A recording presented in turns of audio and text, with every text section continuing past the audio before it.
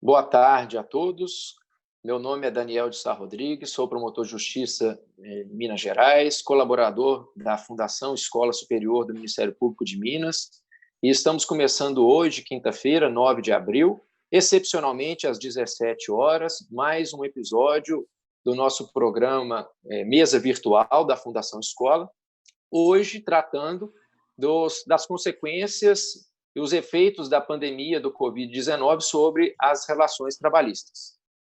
O projeto Mesa Virtual é uma ação da Fundação Escola Superior do Ministério Público que tem por objetivo trazer a discussão, difundir o conhecimento sobre temas caros ao Ministério Público, ao público em geral, à sociedade civil, e nesse momento que nós estamos passando de emergência, nós traçamos como norte dessa série desdobramentos e efeitos da pandemia do Covid-19.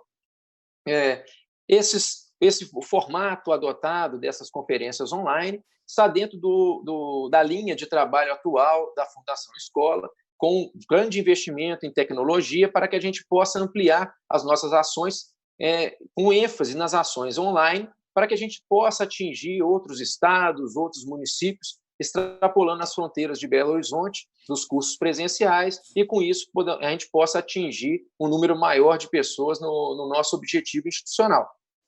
Nessa linha de trabalho também, nesse ano, a gente lançou o nosso curso preparatório para concurso do Ministério Público, na modalidade online, na primeira turma, que também vem de encontro a esse objetivo que outras pessoas que não estão em Belo Horizonte ou que não tenham condições de vir a Belo Horizonte assistir às aulas presenciais possam fazer esse curso com a mesma qualidade já comprovada e reconhecida no mercado e no público em geral.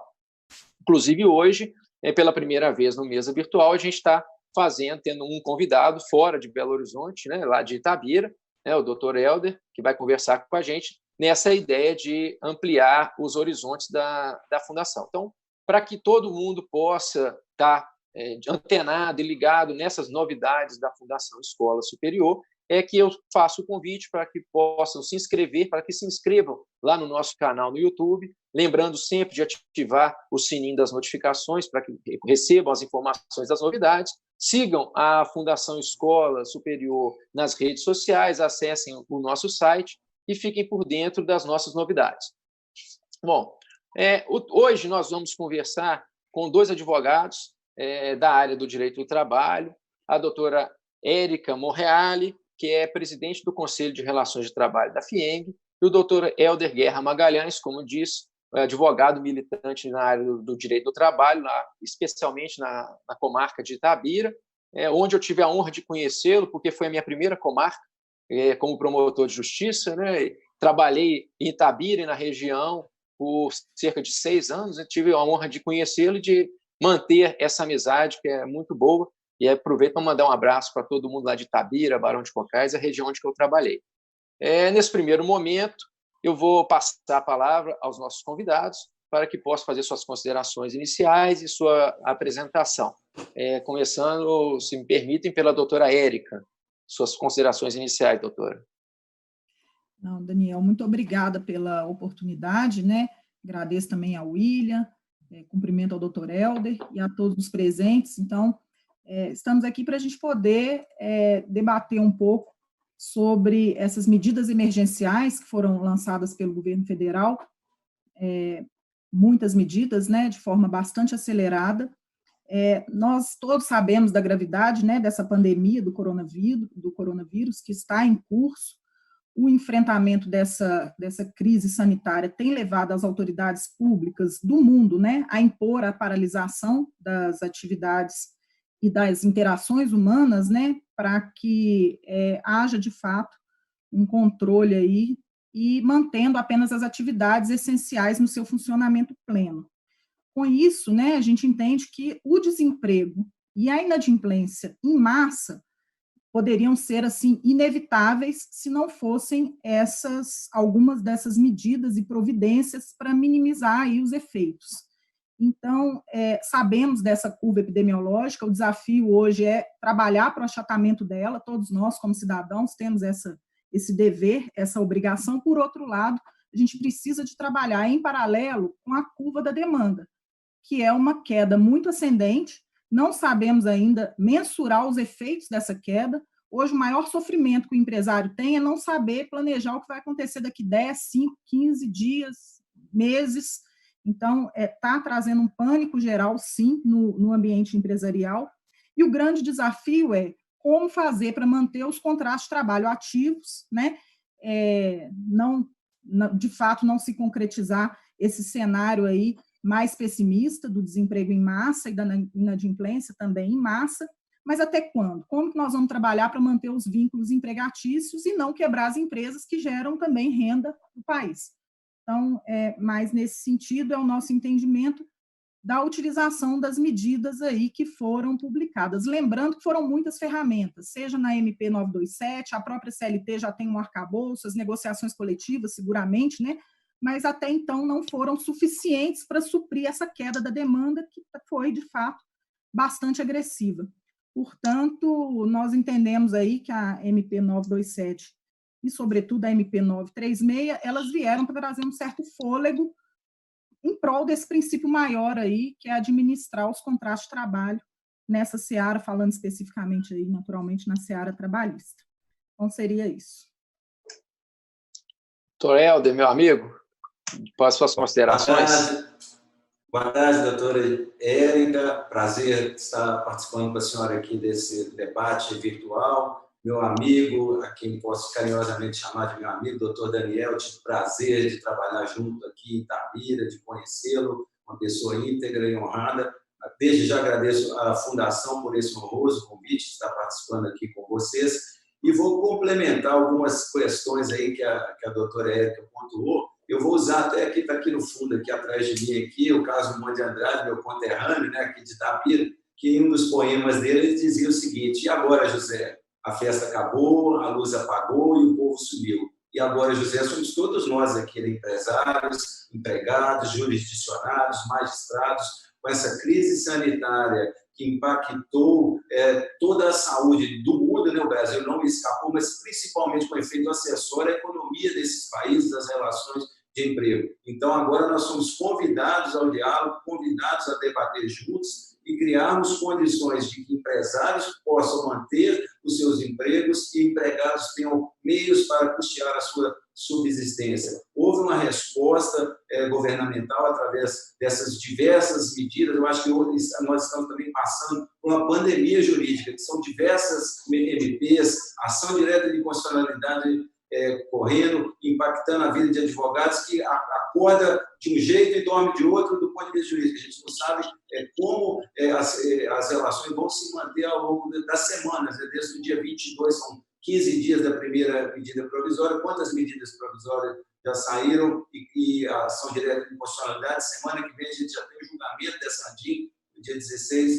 Então, o que a gente precisa agora é de diálogo, precisamos de sermos solidários e acharmos juntos, empregados, empregadores, decisões concretas para manter a economia do país. Eu acho que isso nós estamos sendo convidados nesse momento ao diálogo e espero que juntos aqui a gente crie pelo menos um norte. A matéria é muito grande, não tem receita de bolo, acho que nem eu, nem a doutora Érica, não temos uma receita para ninguém aqui agora, que a gente vai tentar esclarecer e incutir, talvez, na cabeça das pessoas que o diálogo é a melhor palavra nesse momento.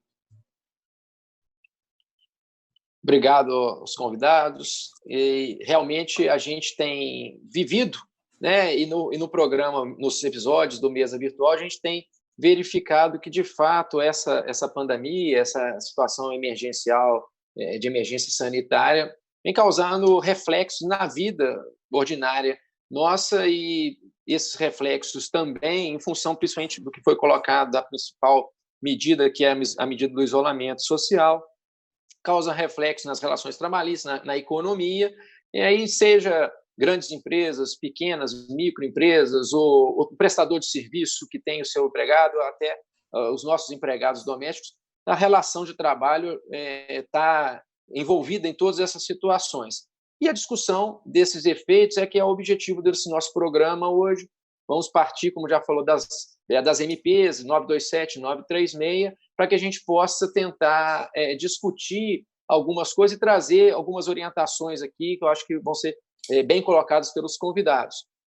Vamos começar, se me permitem, pela MP 927, que foi a primeira delas, e que traz algumas medidas inicialmente propostas, e a gente pode trazer um esclarecimento para as pessoas que estão nos ouvindo, nos assistindo, sobre como que pode ser feitas essas medidas, se são medidas unilaterais, consensuais, enfim, as particularidades em relação a essas primeiras medidas aí. Da MP 927, eu acho que, num primeiro momento, eu queria até, começando pela doutora Érica, ouvir sobre essa questão de concessão de férias, né? Possibilidade de concessão de férias no período da pandemia, férias antecipadas, a gente tem ouvido muito falar nisso, férias que não foram adquiridas ainda pelo trabalhador, e medidas, vamos dizer assim, posso dizer, correlatas, né? Banco de horas, antecipação de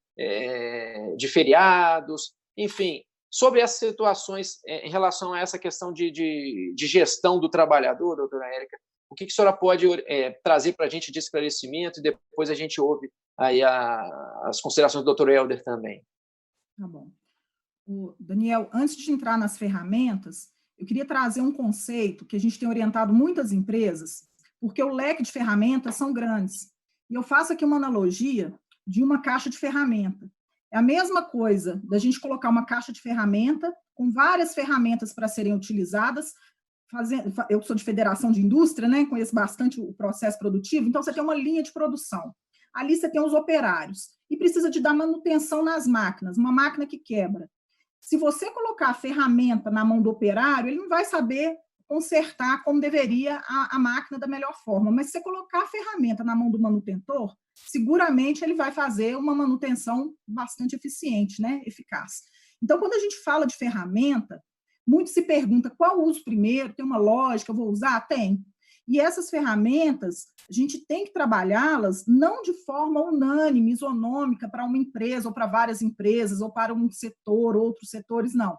Cada empresa, cada setor tem uma particularidade. E mais, dentro de uma empresa, vários setores, várias unidades dessa empresa também têm as suas particularidades. Portanto, a melhor ferramenta é a melhor que atenda o interesse da atividade econômica naquele momento e, naturalmente, aí que traga o equilíbrio nas relações de trabalho. Então, acho que esse pressuposto, né, da gente saber utilizar a ferramenta, e as empresas, elas precisam de trazer os seus profissionais de base, né, que são as pessoas mais capacitadas a enxergar, a poder trazer um diagnóstico mais adequado.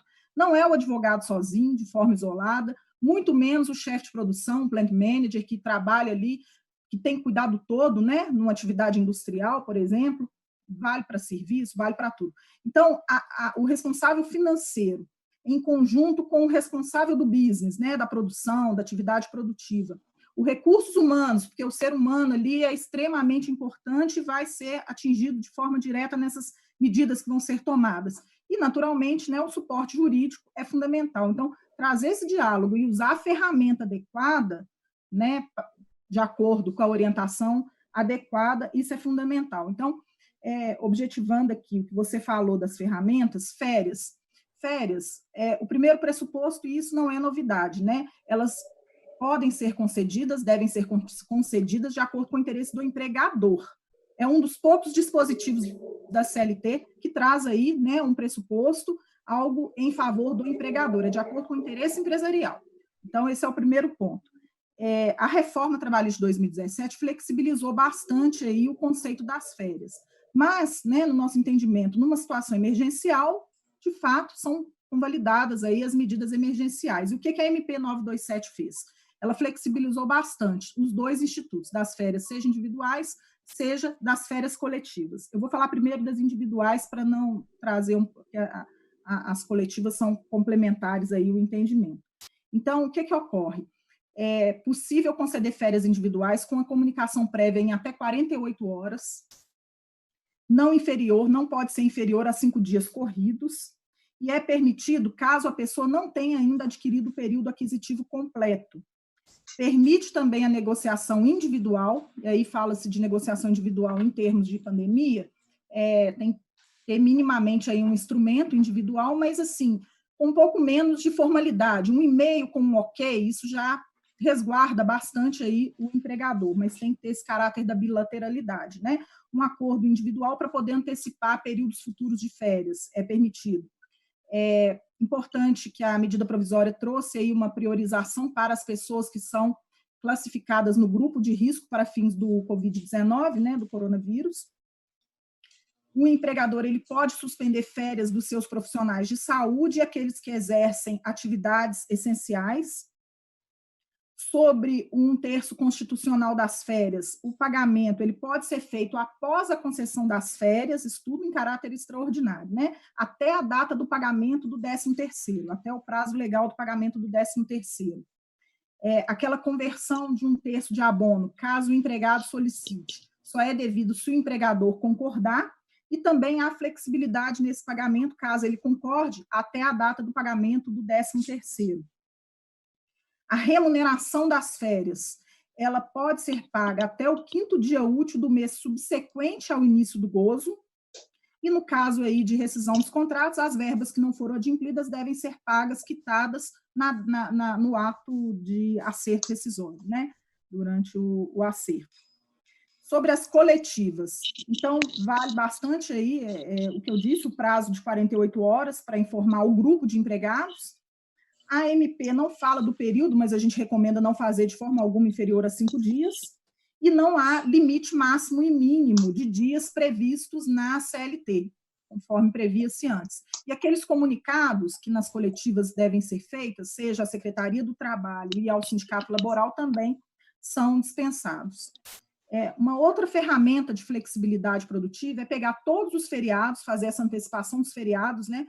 É possível antecipar todos os feriados, colocando os empregados em gozo dos mesmos, né, de modo unilateral aí. Agora, em se tratando de feriado religioso, não precisa de ter aí o conceito da bilateralidade, né, minimamente ter uma formalidade e anuência do trabalhador, do empregado. Sobre ainda a MP 927, um importante instituto que está sendo extremamente aí eficaz é o teletrabalho, é o que nós estamos fazendo aqui hoje, né? O home office, teletrabalho, home office, trabalho à distância. O Instituto veio com a reforma trabalhista em 2017, porém, ele trazia para as empresas aí um certo contexto de insegurança jurídica, principalmente em razão de súmula do Tribunal Superior do Trabalho, que fala que se a atividade ela é passível de controle, né, pode se caracterizar aí o tempo à disposição e fica algo aí muito difícil. Os termos, né, contratuais. No nosso caso, a gente sempre recomendou muito a negociação coletiva, até para suprir, trazer um pouco mais de segurança jurídica, visto que a bilateralidade no direito do trabalho, tirando algumas exceções, ela ainda traz assim, bastante questionamento, né, no âmbito judiciário trabalhista. Mas com a MP 927, dentro do cenário, né, essas formalidades, esse risco ele está bastante mitigado. Então, o teletrabalho pode ser colocado aí os trabalhadores de imediato, a partir da vigência da MP, em teletrabalho, sem muita formalidade, tem 30 dias retroativos a vigência dela para poder fazer a formalização.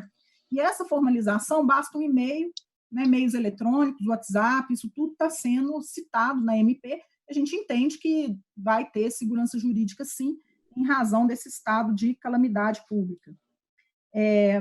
Interessante também que a MP 927, ela cuidou disso, ela cuidou de afastar a implicação do parágrafo 1º do artigo 4º, o parágrafo 1º do artigo 4º afastou o capítulo da CLT que rege o trabalho extraordinário e o tempo à disposição para fins do teletrabalho. Agora, muito cuidado, porque se você controla demais a jornada do trabalhador, está traindo para si o ônus de prova de ter que provar que, de fato, ele não estava à disposição, que ele não estava realizando hora extra. Então, aí tem que ter um bom senso, a gente sempre sugere aí razoabilidade, proporcionalidade, né, na aplicação das ferramentas, para não atrair para si empregador um ônus aí desnecessário de prova, enfim.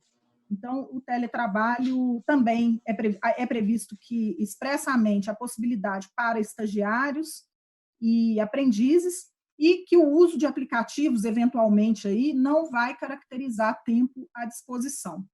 Importante orientar o trabalhador das questões ergonômicas, questões de saúde e segurança do trabalho, né, mesmo ele estando em casa. Então, o cunho orientativo, né, é sempre bem-vindo e ter aí bastante equilíbrio na utilização dessa ferramenta que veio ajudar bastante, trazendo um pouco mais de segurança jurídica também.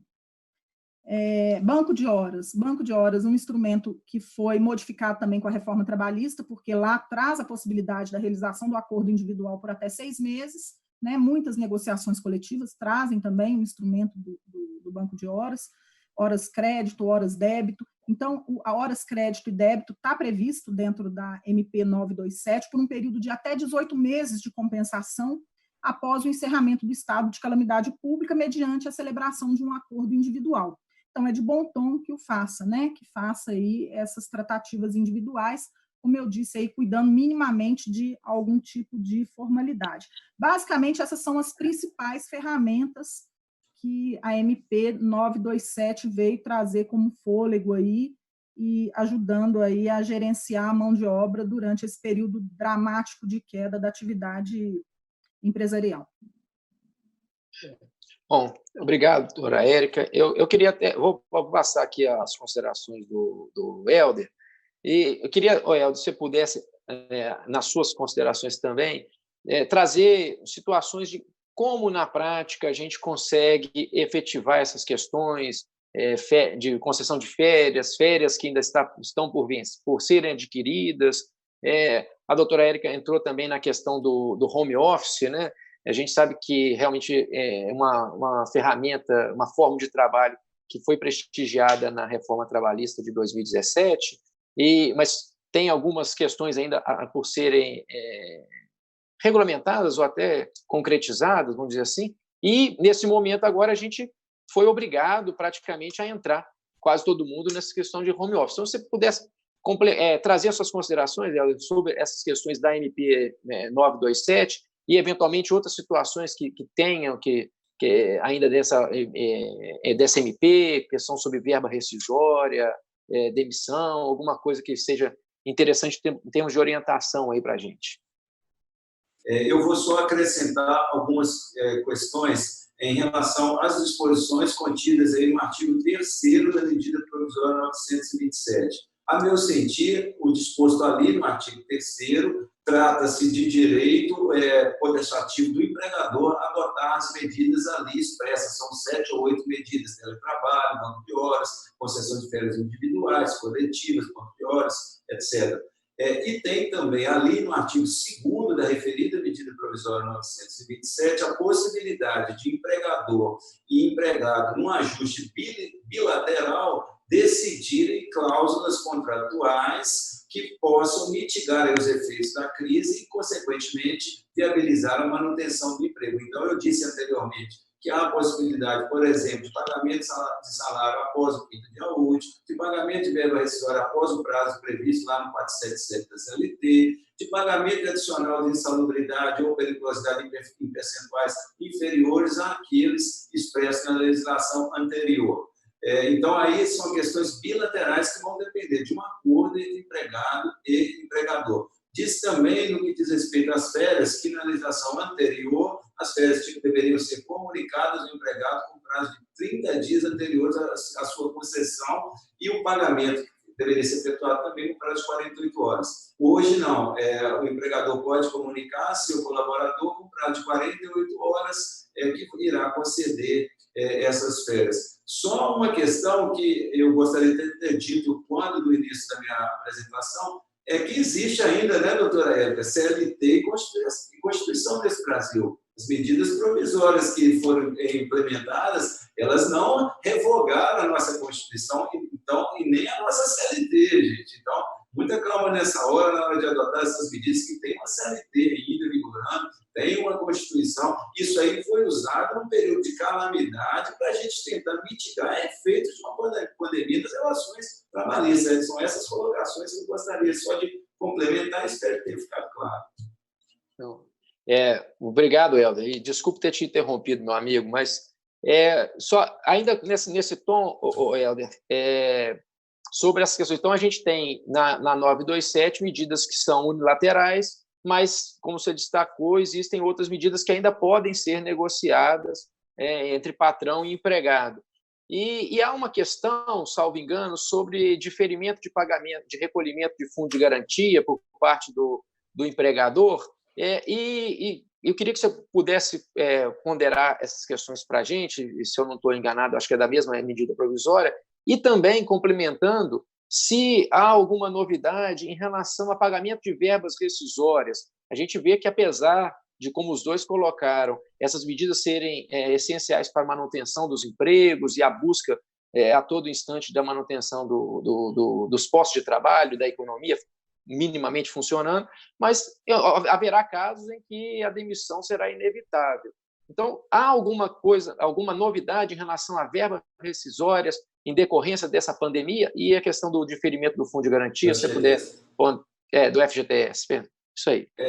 No que diz respeito ao FGTS, está lá no artigo 3º, que a doutora Érica muito bem explicitou ali, que é a possibilidade de pagar o FGTS de competência desses últimos 3 meses, né, março, abril e maio, a partir do mês de julho, sem juros e sem multas. Então, o empregador pode adotar essa medida, é um alívio de caixa, e pagar esse FGTS a partir do mês de julho. No que diz respeito às verbas rescisórias que vocês estão perguntando, Daniel, está lá no que eu disse no artigo 2º aí da medida provisória. Aí é um ajuste bilateral, o empregador ele vai negociar com o seu empregado, expor a ele a dificuldade que está com suas verbas rescisórias dentro daquele prazo ali estipulado, se for aviso pré-indenizado de 10 dias, e negociar uma forma de até parcelar esse pagamento dessas verbas rescisórias, está ali previsto. E outro caso é a questão aí, se a empresa, no que tange a pagamento de verbas rescisórias, foi extinta em decorrência de fato força maior aí, que foi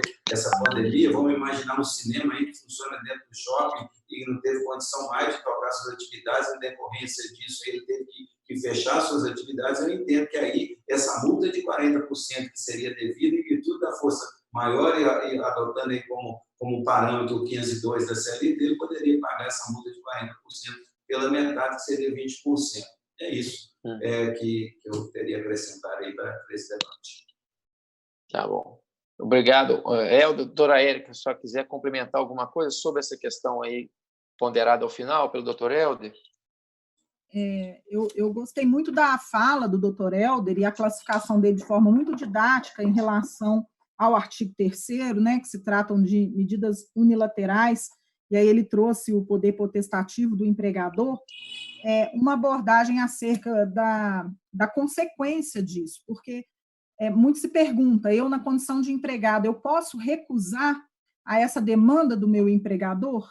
Em tese, se é um poder potestativo, né, e como o doutor Helder bem coloca, são condições unilaterais, não. Né, é óbvio que a gente prestigia bastante aí o diálogo, né, o bom senso, mas não há essa flexibilidade, vai de acordo com o interesse da continuação da atividade econômica mesmo.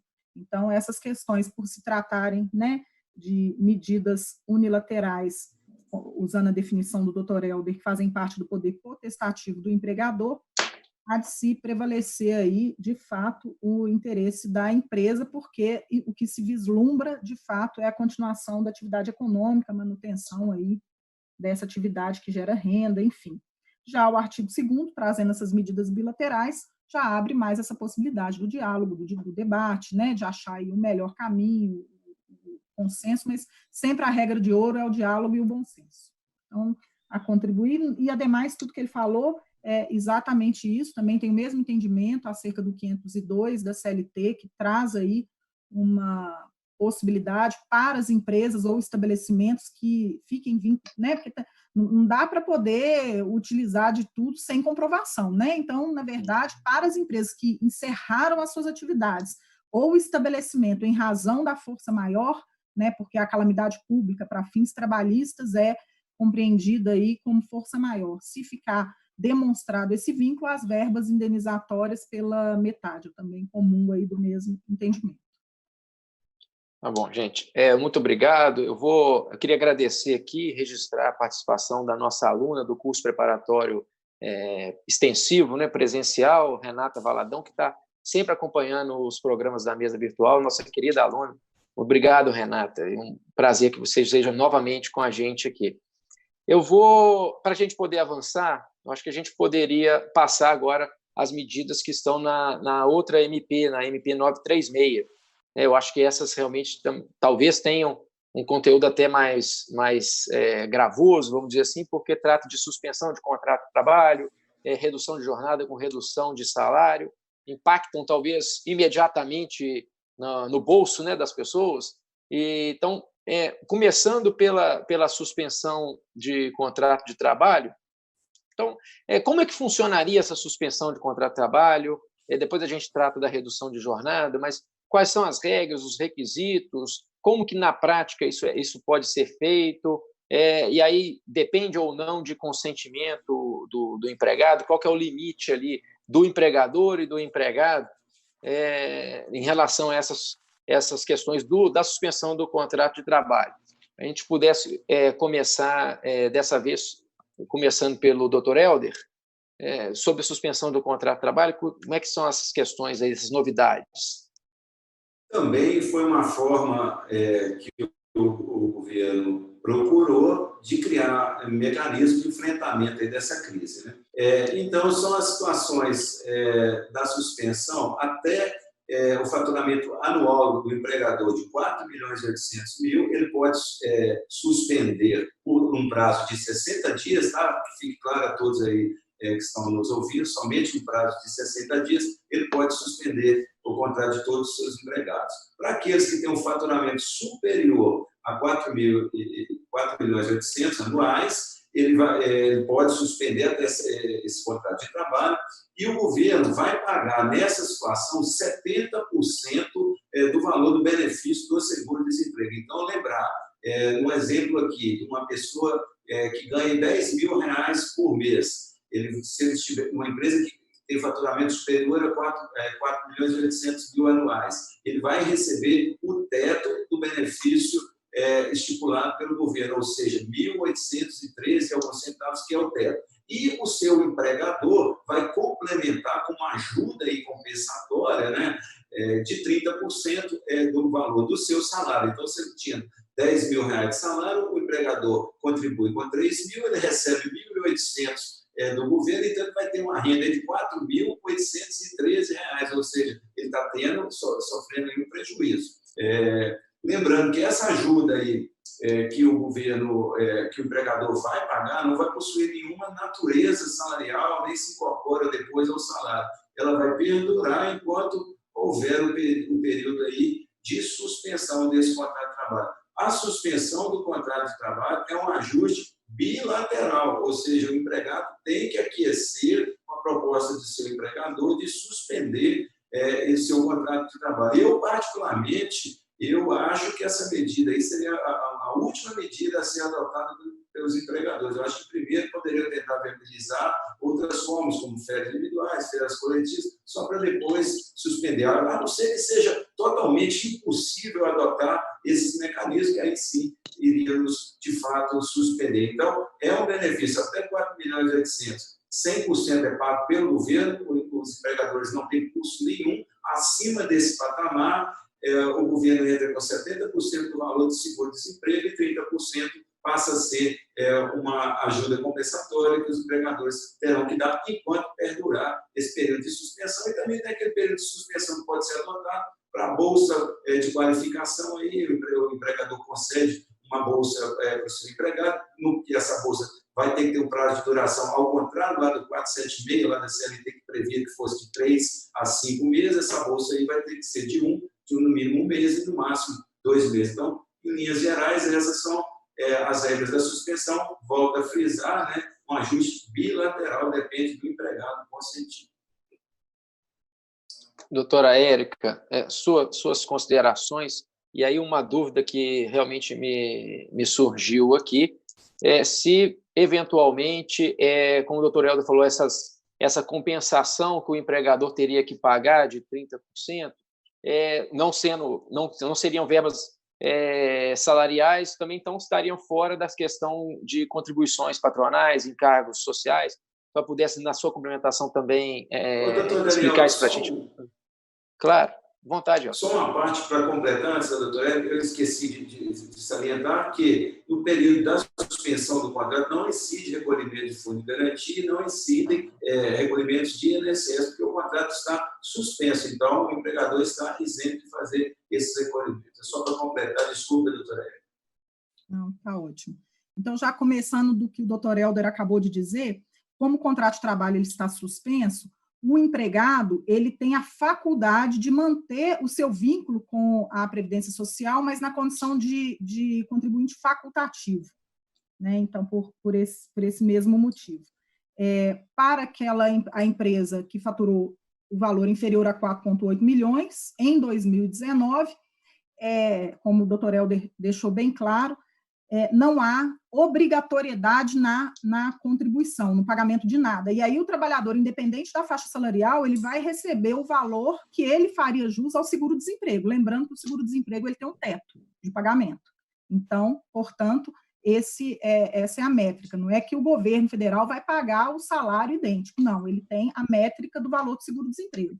Agora, a empresa que fatura acima de 4,8 milhões tem a obrigação de pagar esses 30% do valor do salário a título de ajuda de custo, sem a incidência de quaisquer encargos ou tributos, e o governo vai pagar a proporção do seguro-desemprego. Porém, é faculdade, né, das empresas, poderem pagar uma ajuda de custo a mais, que não vai ter também natureza salarial, seja na que não está obrigada, seja na que está obrigada a fazer a contribuição. Então, qualquer tipo de ajuda de custo complementar, e isso está sendo muito discutido nas negociações coletivas, né? Qual tipo de contrapartida dá nesse momento. Então, essa outra possibilidade aí de ajuda de custo também não vai ter a incidência de quaisquer encargos. Eu queria trazer um ponto que é importante acerca das autorizações, porque a medida provisória ela classificou por faixas salariais. Então, o trabalhador que tem o salário inferior a R$ 3.135, a autorização para suspender o contrato de trabalho, ela pode ocorrer por meio de acordo individual ou negociação coletiva. O trabalhador que ganha acima de R$ 3.135 e menos que R$ 12.202,12, ele só está autorizado mediante autorização em negociação coletiva, acordo ou convenção coletiva. E salário superior a R$ 12.202,12 pode ser feito também por acordo individual. Por que essa diferença do 12.202,12? Porque a reforma trabalhista em 2017 trouxe um novo conceito de empregado, que é o hipersuficiente. É o trabalhador que ganha até 2 vezes o teto do benefício da Previdência Social, que é exatamente o 12.202,12, e que possui curso superior. Então, ele sai da classificação do hipossuficiente, do empregado normal, que a Justiça do Trabalho, né, vai sempre aplicar os princípios protetivos, porque há um pressuposto de que ele não consegue anuir com os atos, né, por vontade, deliberação dele própria. Já o hipersuficiente, ele tem plenas condições, e é nesse sentido que veio a MP 936, ele trouxe essa classificação. Essa classificação vale também para o outro instituto que nós vamos falar adiante aí, que é a redução da jornada e dos salários. Ainda sobre a suspensão, vale dizer que quando o contrato de trabalho estiver suspenso, é vedado ao empregador solicitar, demandar desse trabalhador qualquer tipo de atividade. Não é home office, não é teletrabalho, o contrato está suspenso. Não pode um telefonema, não pode pedir, né, para fazer uma atividade esporádica, porque isso atrai para o empregador o risco de cancelar o instituto e ele ter que arcar com todo esse custo. Então, esse é um ponto importante. E outro ponto, que aí eu já vou falar porque vale também para o outro instituto, são os prazos de comunicação. Como o doutor Helder falou, há uma bilateralidade. Então, o empregador ele tem um prazo de 2 dias para comunicar ao seu trabalhador dessa suspensão do contrato de trabalho, e aí ele tem que enviar os dados para o governo federal, e a gente recomenda que o faça o quanto antes, porque esse prazo vai contar 30 dias para o governo conceder o pagamento da primeira parcela do benefício. Então, isso é muito importante. E tem um outro prazo de 10 dias para que ele comunique ao sindicato laboral. Vale também para o outro instituto, já que a gente já está falando da suspensão, esses prazos são comuns. Então, tem que comunicar ao sindicato laboral no prazo de 10 dias. Comunicar. E esse é o objeto da discussão que você já colocou aqui da decisão aí do ministro Lewandowski, que é exatamente no ato dessa comunicação dos 10 dias. Bom, para efeito da suspensão, de modo geral, acho que era isso que eu queria acrescentar.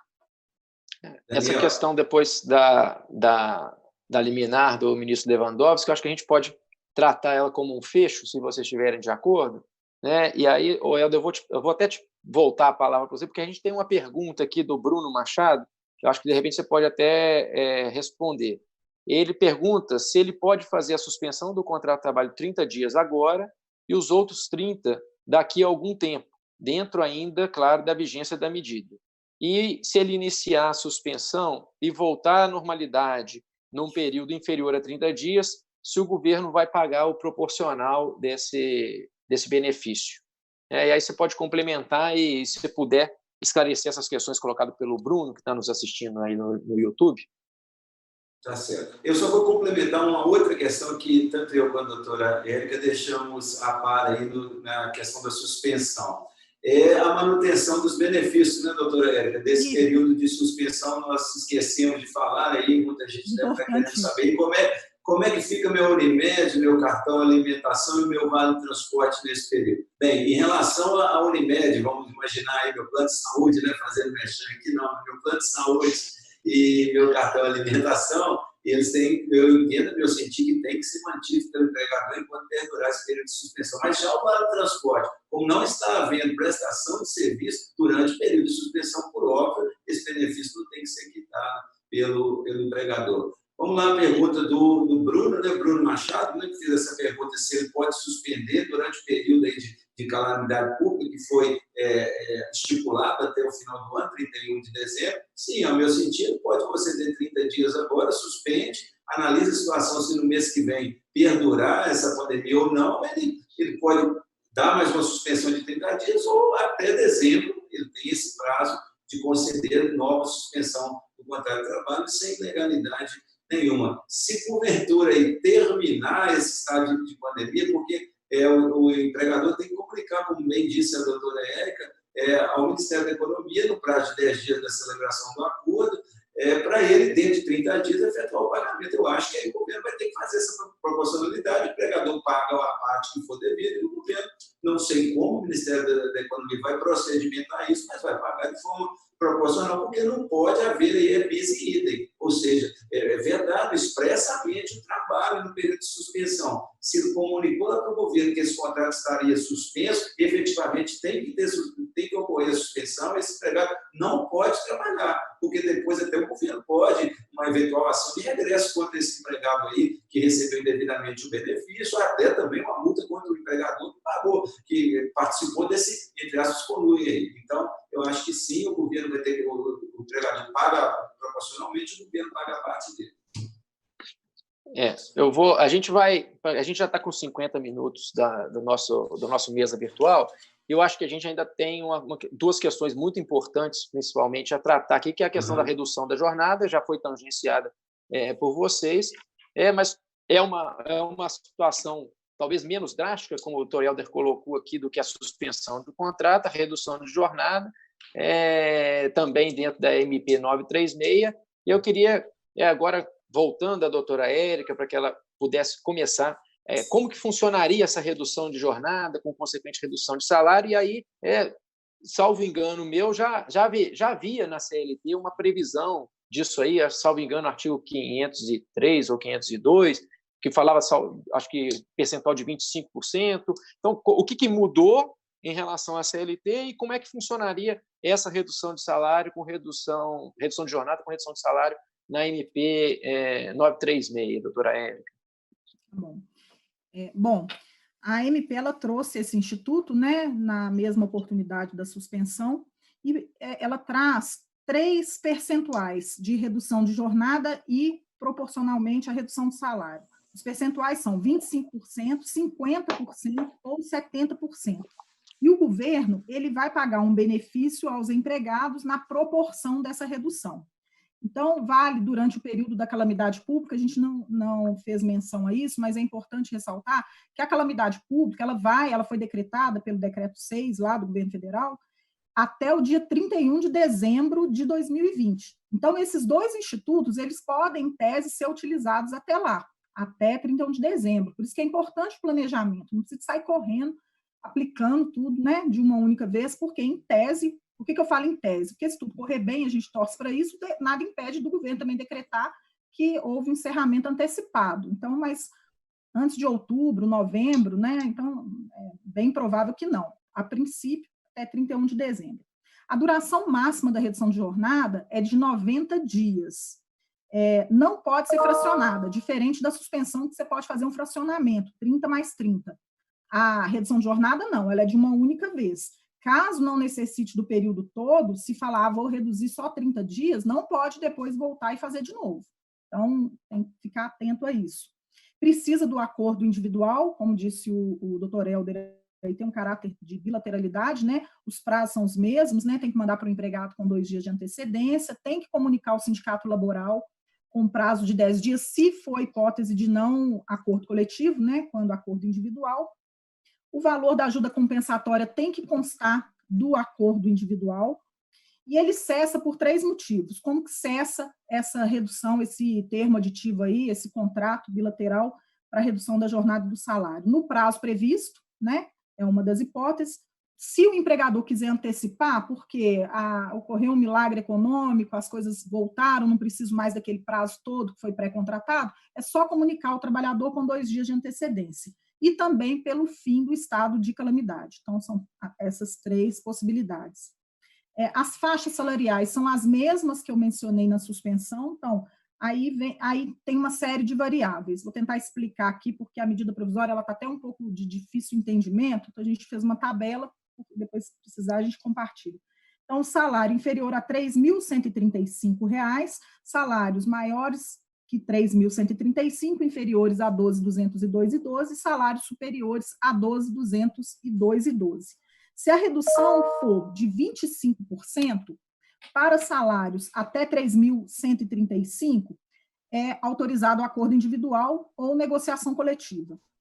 Aliás, para salários inferiores a 3.135, seja na redução de 25%, de 50% ou de 70%, é permitido o acordo individual.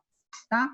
Naquela faixa intermediária, de 3.135 a 12.202, só 25% de redução que é possível mediante o acordo individual, 50% e 70% só mediante negociação coletiva, acordo ou convenção coletiva. E salários superiores a 12.202,12, também nas 3 hipóteses, 25%, 50% e 70%, é possível mediante acordo individual e também negociação coletiva.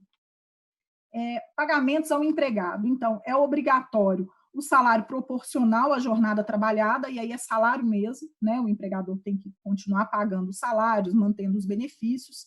E facultativo, caso o acordo individual ou a norma coletiva estabeleça uma ajuda compensatória superior, e aí não vai ter natureza salarial, o mesmo instrumento lá que é faculdade de se utilizar na suspensão do contrato. E aí não vai ter incidência de encargos, tributos, caso, mas esse é um opcional, é facultativo.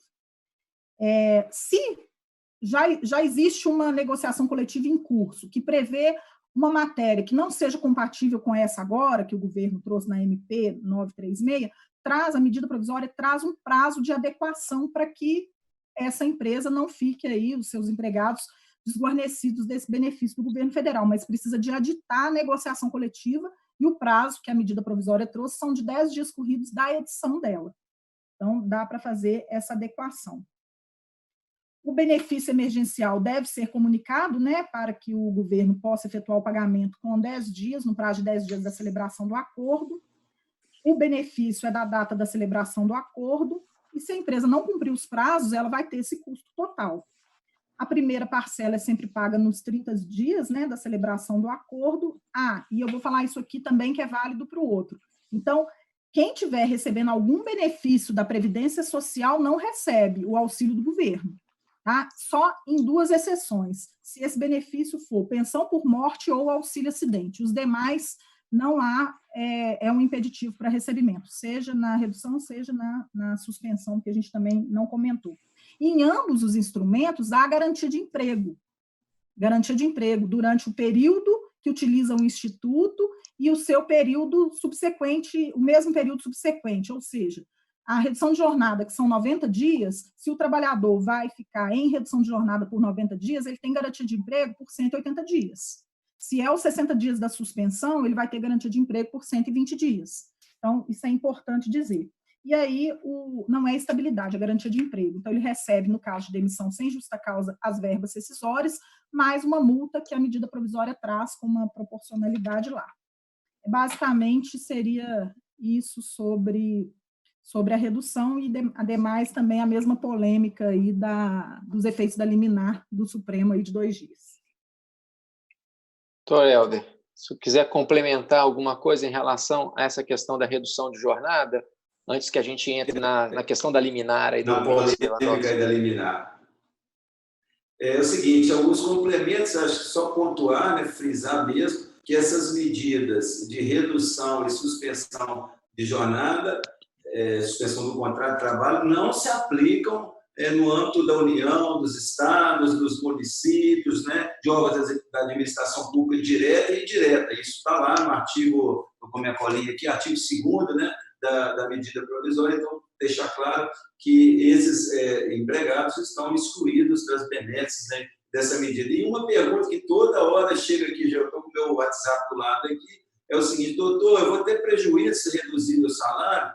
É a pergunta básica, a resposta padrão. Quanto menor o seu salário, menor o seu prejuízo. Quanto maior o seu salário, maior será o seu prejuízo. Uma conta rápida aqui. Eu ganho R$5.000. Essa é a pergunta da pessoa que me mandou aqui no WhatsApp. Quanto que eu vou receber aí, no final do mês para eu planejar as contas do orçamento doméstico? Bem, se você ganha R$5.000 e tem uma redução de 50%, seu empregador vai te pagar R$2.500. Os outros 50%, o benefício emergencial que o governo vai te pagar, vai ser a metade do valor teto do seguro-desemprego, que é R$1.813. Então, algo em torno de R$900. Então, 900 com R$2.500, essa pessoa que ganhava R$5.000 ao mês vai receber R$3.400. Então, é uma conta que todo trabalhador tem que entender que essa é a contrapartida que ele está dando para não perder o emprego e para a empresa também ter condições de quitar. É um debate aí que demandaria uma outra live, se é justo, se essa conta do trabalhador tem que suportar, ou se a empresa sozinha, ou se o governo teria que ter entrado com mais dinheiro aí para minimizar esse impacto. Mas que vai ter prejuízo para o trabalhador, com certeza. É aquela questão que você colocou de que todo mundo vai abrir mão de alguma coisa, vai abrir parte de salário, vai ganhar a garantia de emprego, que a doutora Érica ponderou, e essa que vai ser, eu acho importante que os dois falaram aqui, a questão da importância do diálogo, né, do diálogo entre as partes envolvidas num momento de emergência que foge da normalidade. Né? Eu queria entrar aqui... Daniel, se você puder me permitir, porque isso que o Helder falou é essencial e vai ajudar muito as empresas na hora de fazer as comunicações para os seus empregados, né, aos sindicatos laborais também, na hora de se celebrar aí as negociações, começar as negociações coletivas, aliás, começar não, porque elas já estão fervendo. Quanto menor o salário, né, menor o impacto. E olha que interessante aqui, no mesmo exemplo que o doutor Helder trouxe, segundo os dados aí do IBGE, da PNAD contínua, a maioria hoje está em torno aí dos salários brasileiros, né, do trabalhador médio, da média, em torno de R$ 2.200, R$ 2.300. Então, se a gente pegar um salário de R$ 2.252 e reduzir a jornada em 50%, ou seja, vai trabalhar metade do tempo que ele trabalha hoje, ele vai receber no final R$ 1.928,94. A redução não é de 50%, ela é de 14,3%. Em razão dos efeitos aí do imposto de renda, do INSS, da parte do governo. Então, nesse exemplo de 2.252, a empresa vai pagar 1.126 e o governo vai pagar 802,94. Então, o percentual de redução para esse trabalhador vai ser de 14%, em torno de 14%, e não dos 50%, em que pese a redução de jornada ser de 50%. É o que o doutor Helder explicou, né? Quanto menor o seu salário, menor o seu prejuízo ali, porque o degrau vai ser menor. A gente está caminhando aqui para o final, a gente teve aquele problema técnico, mas a gente está caminhando para o final, mas não tem como a gente finalizar, obviamente, sem que a gente aborde é o que vocês já colocaram aqui, a liminar que foi proferida pelo ministro Lewandowski na ação de constitucionalidade 6363, que trata especificamente da participação do sindicato na negociação dessas medidas aí da MP 936, né, dessa parte negocial das medidas de ajuste, né, ou de manutenção do emprego dentro dessa situação do Covid-19. Começando agora pelo doutor Helder, o senhor estava ponderando isso aí, doutora Érica também. Como que o senhor vê essa liminar do ministro Lewandowski? O senhor acha que causa prejuízo ao diálogo que o senhor está ponderando sempre aqui, ou pode ajudar de alguma forma? Tem uma pergunta específica aqui da Roberta Vilela, que ela diz que os sindicatos, muitos não estão trabalhando. Como que pode se fazer desse jeito? Se há um risco do empregador fazer o acordo e não ter a homologação do sindicato. Então, como é que o senhor vê isso e qual a perspectiva que o senhor tem em relação ao julgamento até de mérito, salvo engano, para estar pautado para a semana que vem no Supremo em relação a essa ação de constitucionalidade? Daniel, eu sempre pautei minha formação acadêmica e profissional pela valorização expressa da Constituição da República. Em situações normais, ou seja, diversas dessas que estamos vivendo, eu entendo que qualquer redução que fosse individual, sem passar sob o crivo da negociação coletiva, para mim, afrontaria o artigo 7º, inciso 6º lá da Constituição, que exige a participação sindical. Talvez eu seja até voto minoritário nesse pensamento, mas eu acho que nós temos que interpretar esse momento atual jurídico com sopesamento aí de princípios. Eu tenho visto muitos juristas adotando aí, como base aí nas suas opiniões um princípio da derrotabilidade da norma lá do início do século de 1900, lá do autor britânico, filósofo britânico, Herbert Hart, que ele sustenta o seguinte: no confronto de duas normas, desde que uma sendo pacificamente constitucional, mas dada a excepcionalidade da situação, poderia-se perfeitamente aplicar a outra norma. Então, eu acho que é sopesar agora dois princípios: é o direito à livre iniciativa, direito à valorização do trabalho. Eu não vejo como valorizar o trabalho se a gente acabar com a livre iniciativa. Na minha opinião, modesta opinião, posso ser que esteja equivocado, no dia 16 de abril, essa liminar do ministro Lewandowski será cassada e vai ser validada os efeitos da medida provisória. É uma opinião minoritária, eu já estou assistindo live essa semana sobre o tema, a gente está no meio de uma pandemia jurídica, como eu gosto de definir, mas é o meu sentimento de que essa liminar cai. É a pergunta até da pessoa que enviou aí, me fugiu o nome, desculpe, como que você vai comunicar com o sindicato? Tem muitos sindicatos aqui no interior mesmo, aqui na minha região de Itabira, que é de Assis, tem sindicato que só tem telefone fixo, e eles estão isolados, não tem. Como que você vai comunicar ao sindicato? Como que ele vai te dar uma resposta efetiva? E se o sindicato recusar? Você tem que passar para comunicar para a federação, para a confederação? Não vai ser efetiva a justiça, é meu sentir essa situação. Então, eu até tenho os prazos também, vão ser 8 dias lá de resposta, vão ser 4. Então, tudo isso não vai tornar efetiva uma medida do governo que foi adotada em caráter emergencial para mitigar os efeitos dessa crise. Volto a dizer, eu acho que tem que ser analisado de forma de princípios de constitucionalidade, sobrepor ali os princípios, ver qual que tem mais peso sobre o outro e ter uma decisão equânime, buscar sensatez nessa decisão. Acho que essa decisão, essa concessão da liminar do ministro Lewandowski não vai tornar efetiva essa situação. E semana que vem, se cair, olha a insegurança jurídica que já ocorreu sobre o fato. Tinha que comunicar, não tinha, como que vão ficar essas empresas que resolveram fazer os acordos individuais? Então, tem umas consequências jurídicas muito sérias e acredito, a meu sentir, que essa liminar vai cair semana que vem. Doutora Érica. É isso.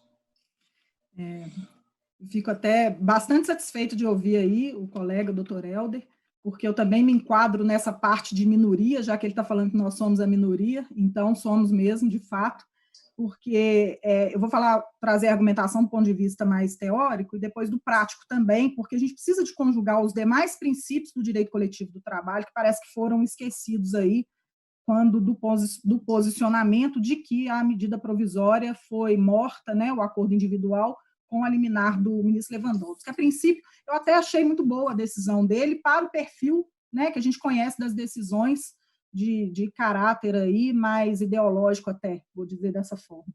Bom, primeiro que a medida provisória 936, ela não impede a negociação coletiva, ela traz algumas exceções para que a negociação coletiva seja mitigada em razão de outros princípios, como a gente acabou de dizer aqui, o salário menor, né, autorização individual, o trabalhador está tendo aí um menor impacto, e os salários maiores, em razão daquela questão da hipersuficiência. E aí traz a negociação coletiva, sim, para o bojo, além da faculdade de se negociar tudo. Então, não afasta a negociação coletiva.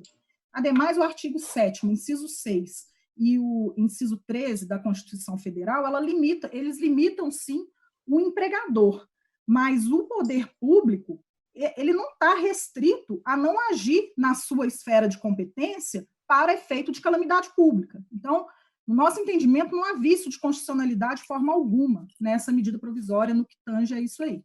Bom, esse é o primeiro ponto. Agora, falando da liminar, ela fala, ele até tomou essa cautela, né? Ele dá um susto na hora que começa a ler ali, porque declara parte de inconstitucionalidade, mas quando a gente vai, né, aprofundando no teor da liminar, quando ele fala que a comunicação, por isso que eu chamei a atenção, aquela comunicação dos 10 dias, ela precisa de gerar algum efeito, algum tipo de efeito, ela não é inócua. Qual que é o efeito? Um deles ele já traz na liminar, e aí responde a pergunta aí do colega que fez sobre o sindicato estar fechado. Caso o sindicato se mantenha omisso naquela comunicação, considera-se como anuência. Isso foi o Lewandowski que trouxe na liminar dele. Então, se o sindicato foi comunicado e ele não se manifesta, ele está dando anuência. Primeiro efeito prático. Agora vamos falar dentro do conceito da negociação coletiva. Não há lei no Brasil que fala que a empresa, que as partes têm que fechar acordo. Fala-se em obrigatoriedade de se negociar. Estabelecer um processo de negociação coletiva, ponto. Então, vamos lá, o empregador que fez o acordo individual, ele não tem um prazo exíguo para comunicar à Secretaria do Trabalho, para poder trazer para ele, lá, o trabalhador, o benefício? Então, ele faz o acordo individual, nas hipóteses de acordo individual, manda os dados para o governo. Ele tem um prazo de 10 dias para comunicar ao sindicato laboral. Pois bem, mandou.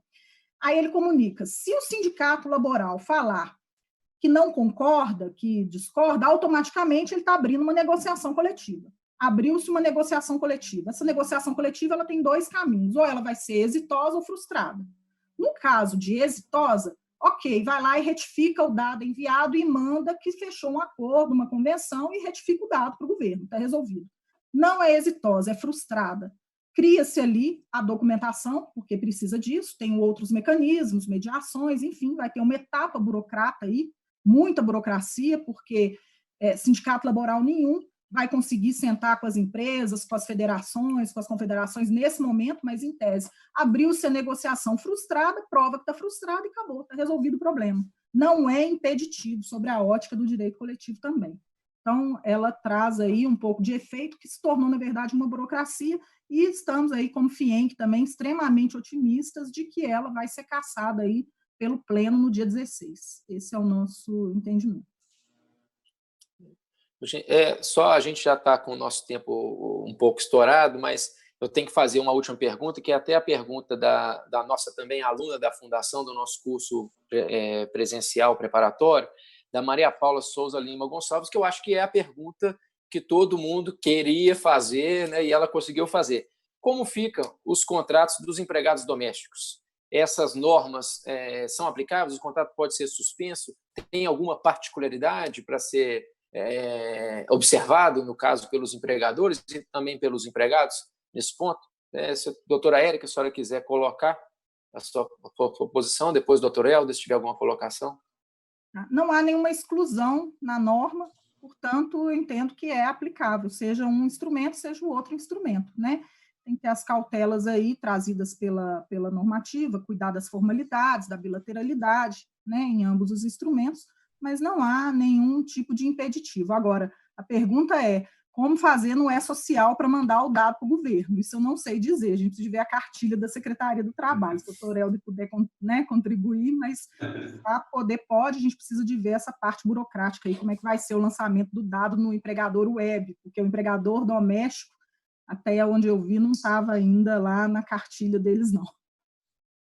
Doutor Helder, alguma particularidade dos empregados domésticos? A relação empregado doméstico volta até a questão do debate sobre essa liminar, sobre o alcance da liminar. Já que tem necessidade de negociar com o sindicato para reduzir salário, como é que nós vamos fazer para negociar uma redução de domésticos? Desconheço aqui na minha região sindicato de empregados domésticos. Como é que vai ficar isso? Eles vão ficar a par do alcance da aplicação da medida provisória 936, os empregadores não vão poder reduzir. Então, para mim, é outro porém dessa efeito dessa liminar que impacta até a relação do trabalhador doméstico. Mas sim, eu entendo como a doutora Érica que pode reduzir sim, pode suspender perfeitamente o contrato doméstico. As exceções estão lá no artigo 3º lá da medida provisória, são os empregados públicos, esses sim estão excluídos do alcance das medidas provisórias quanto à suspensão e redução da jornada. Então, essa questão aí, para mim, é pacífica.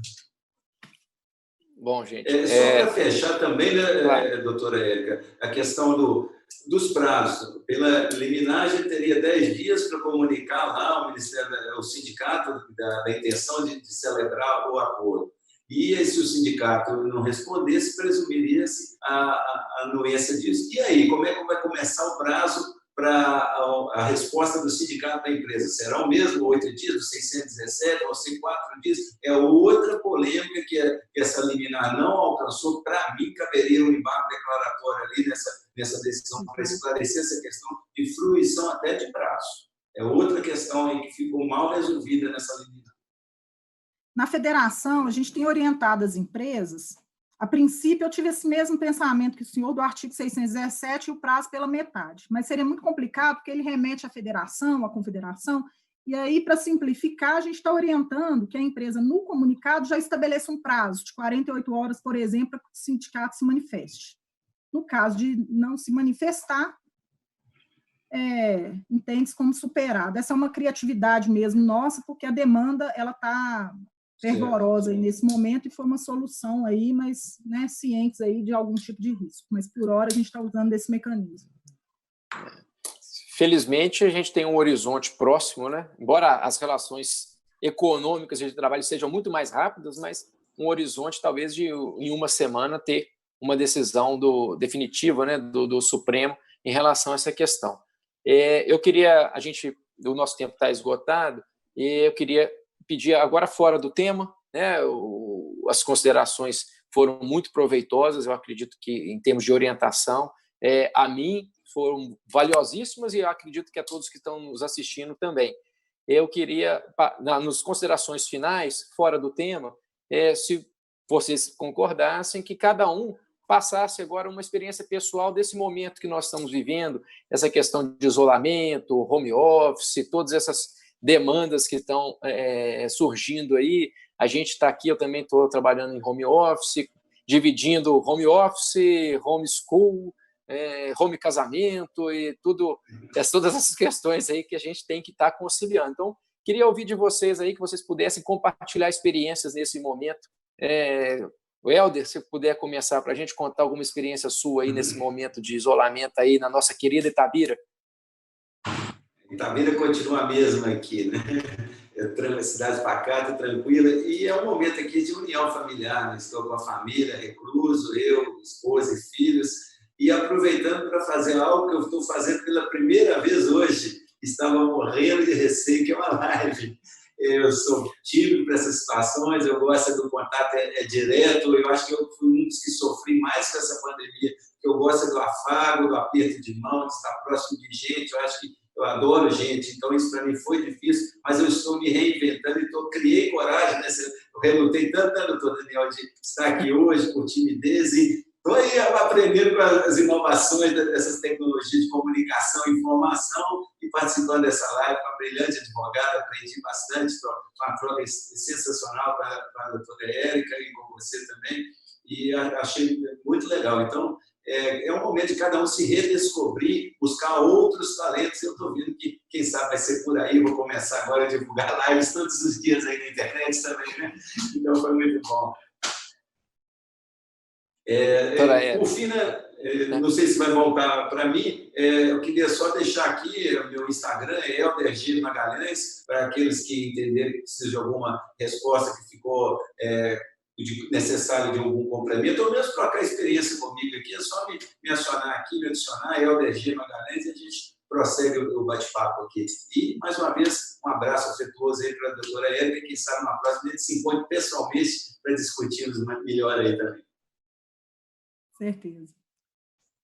Bom, da minha parte também, queria, antes de mais nada, agradecer aí pela oportunidade. A gente está trabalhando muito no improviso, eu ainda não consegui montar aqui uma biblioteca no ângulo adequado, né, para esse home office, lives, enfim.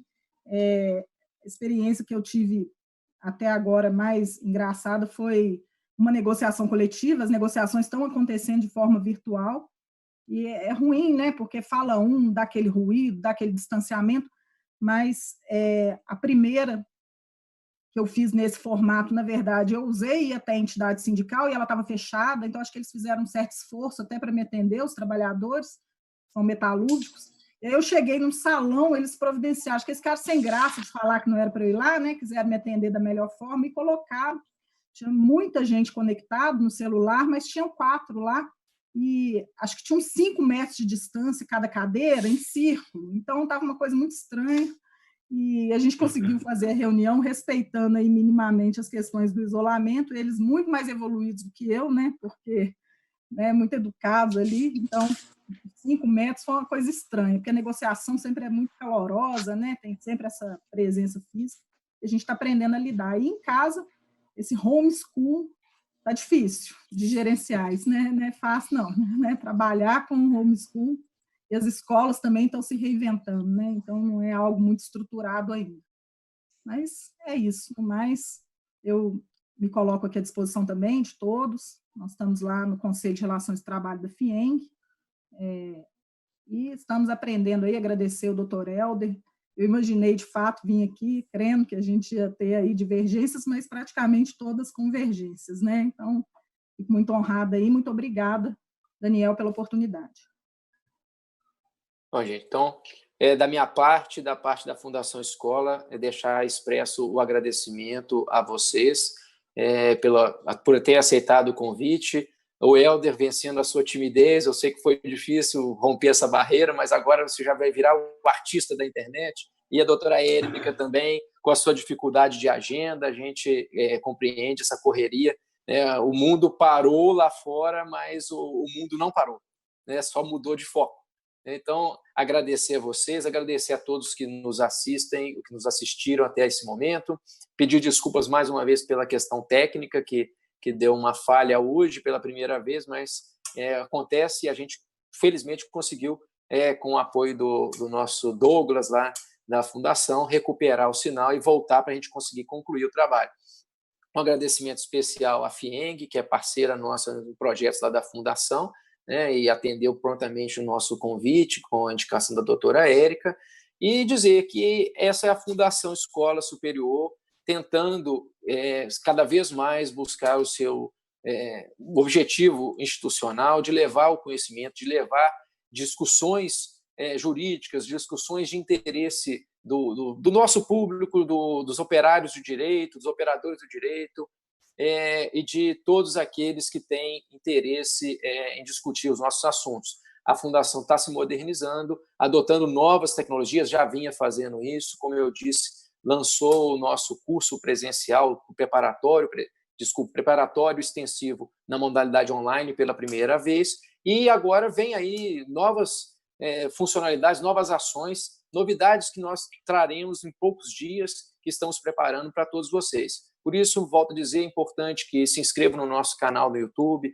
ativando o sininho das notificações, sigam a Fundação nas suas redes sociais, acompanhem a gente no nosso site, as nossas novidades estão sempre lá, em relação ao que a gente está produzindo e gerem o nosso engajamento. Em relação ao vídeo, assim como nas edições anteriores, vão estar disponíveis, esse e os outros estão disponíveis no nosso canal do YouTube, né, no FES-MP MG Oficial, e terça que vem o programa volta ao seu horário normal, das 19 horas, com o tema, novamente, da saúde, agora numa visão própria, técnica, né, de médicos, com o coordenador do setor médico da Procuradoria-Geral de Justiça e o médico infectologista convidado, que vão tratar dessas questões diretamente ligadas aí à Covid-19. Agradeço a todos, desejo-lhes uma boa noite e que a gente tenha um bom feriado, uma feliz Páscoa e que a gente consiga, em breve, estar livre aí dessa situação de emergência. Então, uma boa noite, obrigado a todos, um grande abraço.